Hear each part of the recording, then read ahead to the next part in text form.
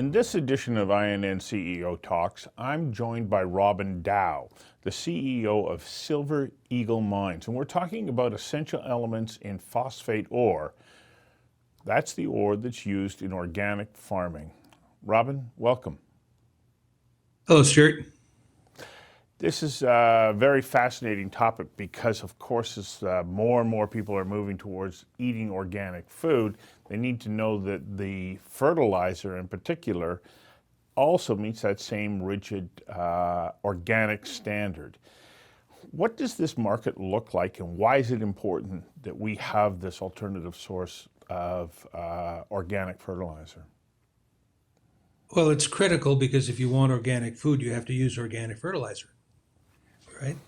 And most of the phosphate in the world either comes from Morocco, probably 80%, contaminated with uranium. There's 3 or 4 large open pit deposits in Idaho, but they're contaminated with cadmium. And there's Mosaic has a very large phosphate deposit in Florida, which is also contaminated by heavy metals. When we did our assay work, we compared it to the heavy metal table, which was being professionally published, to determine whether we were below levels of acceptance or above levels. And we're pretty negligible all the way through. So that simply means we don't have to process our phosphate. All we do is we have a little tagline of, it's a sedimentary deposit, 8 kilometers long, 5 by 5 meters. And, you just blow it up, dig it up, grind it up, bag it up, and then take it across the street to the rail cars and ship it direct to California. So it's a very simple process that doesn't need any beneficiation like the other things do. So it's simply direct application. From the time we, dig it up and grind it up and put it in a bag, we don't do anything to it except micronize it, grind it down to fine pellets. And then, we've got a rail line across the street in Montello, about 6 clicks from the deposit. And, we just grind it up there, put it in those big 3 cube, 4 cube canvas bags, and put it in a rail car, and away it goes to California, a few hours away by rail. So we like to keep it simple. So what is the scale? What is the scale of the market then? You say you ship it to California. Well, we ship it to California because it's the closest organic market to us of any significance. So it means that we can get a good competitive price for it. And it's, the demand is huge for fertilizer, particularly now with the problems in Russia and Ukraine and Belarus.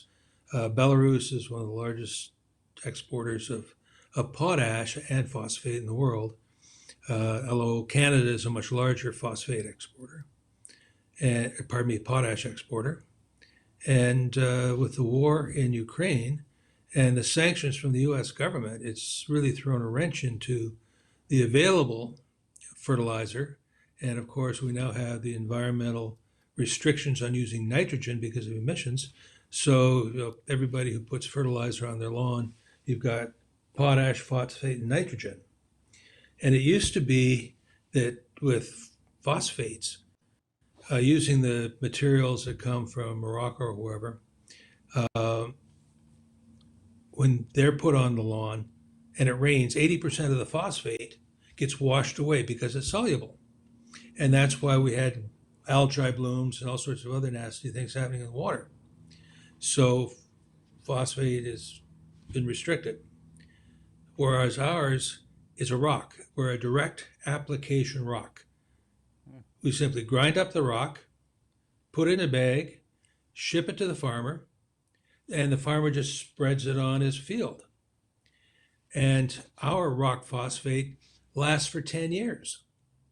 You don't have to do it every year because it's a reagent. It regenerates the soil. It works with the natural occurring organisms in the soil to promote root growth and absorption of water. And as I say, ours lasts for 10 years. So, it's really quite something. And it's now a matter of people are paying attention to this. You may recall Belarus blew up the fertilizer market in 2012. They just decided they wanted the whole market to themselves and drove the price down. But people kept selling fertilizer even at a loss, and it just blew up the whole market. Good for the farmers, not good for everybody else. So now we've got stability, at least in our market.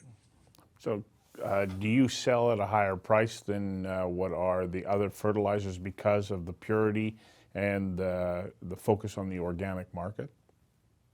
Yeah, it's about twice the price. Huh. So it's what's 700 versus 350. So where are you at as far as the rollout of your product to market? What stage are you at? We have to finish an environmental study that has been mandated by the Bureau of Land Management, BLM, operating out of Elko, Nevada. And we have to do a biological study, which is you look at the plants, the flora, the fauna, that sort of thing. And then you have a cultural study, which reviews, are there any old cultural artifacts, Indian camps, old pioneer cabins, that sort of thing. And we'll be finished that end of November. And we're pretty clear now. There's no great problems. And so those two studies will be submitted to the BLM. They'll review them, and hopefully sometime January, February, depending on the timing and how things go, we'll get our exploration permit. Now, there's already been considerable work done historically on Murdock Mountain. We know that there's approximately 8 to 18 million tons of 15% P2O5 on this 8-kilometer stretch, about 5 by 5 meters. But again, that's historical. It's not 43101 reliable, but we have some idea of the size and opportunity. So what we want to do as soon as we get our exploration permit is to go on the ground and essentially do some extension drilling, not along strike, but what we have is about 5 meters wide, 5 meters deep, and we think it drifts semi-horizontally underneath the overburden to the southwest.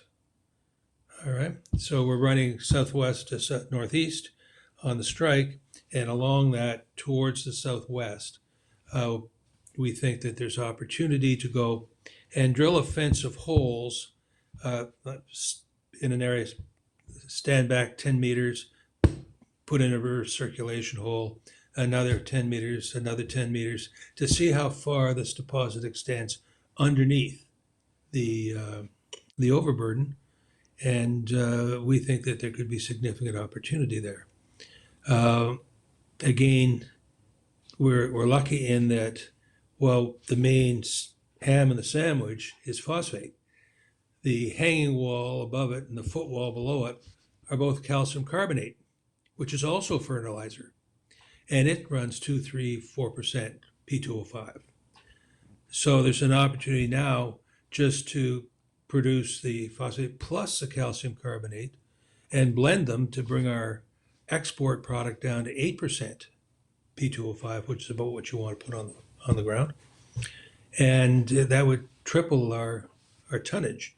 So there's an amazing amount of opportunity here. And because we don't have to use core drilling, what we have is the phosphate is homogeneous. It's in a rock, sedimentary rock called oolite. To contrast that with the lithium, the huge lithium and the large phosphate deposits in Quebec and the Saguenay, northeast of Sept-Îles, they're in an igneous rock, which you can see all across the Canadian Shield, which is a very, very, very hard rock and very, very expensive to get in and mine and drill. So we have a relatively easy task of using a reverse circulation drill, which will drill down, hopefully intersect the calcium carbonate, intersect the phosphate, get calcium carbonate on the way out. And all we do is collect rock chips. it's not dust, it's very small rock chips from the drilling. It's a very small drill uh, on cat tires. So it's very mobile in this environment. And we should be able to, over a period of 3 to 4 months, determine exactly the extent or estimate the extent that this deposit continues underneath the overburden, which will be very exciting. I think that there's a lot of opportunity, and there's every geological reason to believe that it does extend. So for investors right now, they're going to be saying, okay, you're close to being able to start producing. Do you have the financial resources that you need to see yourself to market? And at what stage do you then become cash flow positive?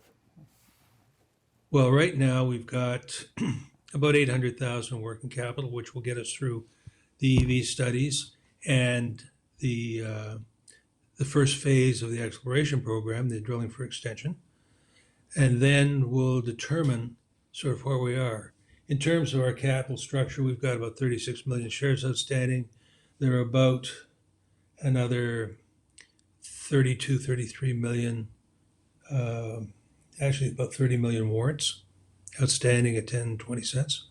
And if we, of course, are able to get up and trade and produce the kind of results we think, then I think that those warrants will produce $2.5 million, which would be more than enough to get into production because production isn't expensive. We need a drill, a reverse circulation drill, to drill the holes to drop the blasting charge down and break up the rock. We hire somebody in their backhoe on a contract to dig it up because it's only 12, 15 feet deep. It's not a big deal. And then we hired a couple of guys who have their own trucks to truck it to Montello, about 6 kilometers away, a very small town. I think 85 people live there. And we'll simply set up the grinding machines and bagging machines there. And we can buy those or we can lease them and get into production fairly quickly. We'd have to get a quarry permit because it's not mining, it's not underground mining, it's really just a quarry. And there are mom and pop quarries doing phosphate production from carbonatite quarries. But, it's like a quarry that you would go for limestone rock for putting on ballast for the railway or on your highways. So it's a very simple process, and we think that we'll be able to get a very simple operator's license to quarry. And that would, we'd be at it year and a half, depending on how long it takes to work through the piece. We don't get a lot of snow there. There's not a lot of rain. It's very dry. So, it could probably work 12 months a year. So last question from investors. They go, we see that you've got your trading symbol, but you're not on the exchange yet. What's the timeline look like for that? Well, I hope it's about the end of November. We filed our prospectus and documents with the BCSC, BC Security Commission, and we have their second comment letter now, which we'll reply this week. And that should give us permission to file a final prospectus. We've made our application to the CSE, the Canadian Stock Exchange, Securities Exchange. But that's a simple process because they rely on the details in the prospectus. The only thing that we give the CSE that we don't give the BCSE is the distribution. And we satisfy that. We've got well over 200 shareholders holding, a board lot of 1,000 or more shares. So we've got quite good distribution and good following from a couple of the brokerage houses. And we think it'll trade well. So it's just a matter of getting through the process. And it's laborious, but it's regulators. And of course, we have two sets of regulators, the BCSE and the CSE. But I think we're pretty much there. Yeah.